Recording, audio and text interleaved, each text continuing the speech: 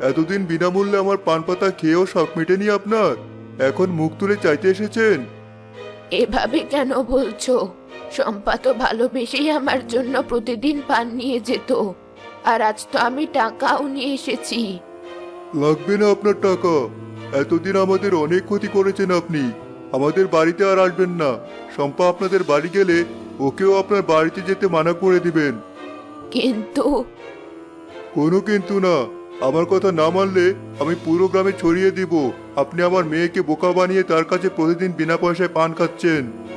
ঠিক আছে, আমি আর এখানে আসবো না। আর শম্পা এলে তাকেও বলে দেব সে যেন আমার কাছে আর না আসে।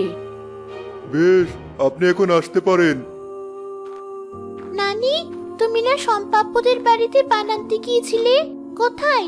তোমার হাতে তো কোনো পান দেখছি না। শম্পার বাবা বলে দিয়েছে সে আর আমাদেরকে তার বাগানের পান দিবে না। তুই ওই পান খাওয়ার আশা ছেড়ে দে। তুমি চিন্তা করো না নানি, সম্পাপ্য এলে আমাদেরকে তাদের বাগানের পান দিয়ে যাবে। না, আমি চিন্তা করেছি শম্পাকে মানা করে দেব। কিন্তু নানি, ওই বাগানের পান তো তোমার অনেক প্রিয়। প্রিয় হলে আর কি করার, তুই আর এসব নিয়ে কথা বাড়াস না।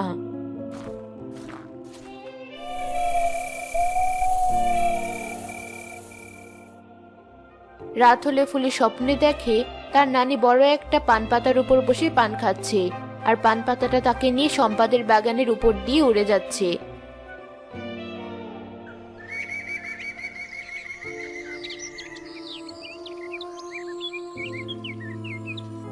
এক কাজ করি, সকাল সকাল সম্পাপুদের বাগান থেকে কয়েকটা পান পাতা ছিঁড়ে নিয়ে আসি। কম করে পানগুলো খেলে বেশ কয়েকদিন চলবে।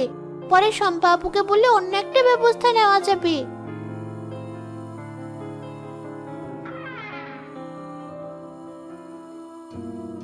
শম্পার মা, আমাদের বাগানে কারো পায়ের শব্দ পাওয়া গেল মনে হয়।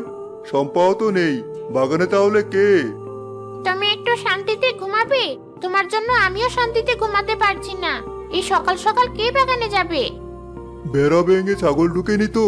তুমি থাকো, আমি একটু দেখে আসি।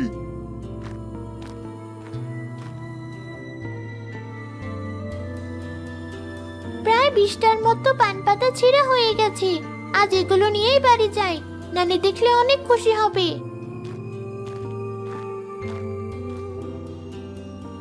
এই মেয়ে, কে তুমি?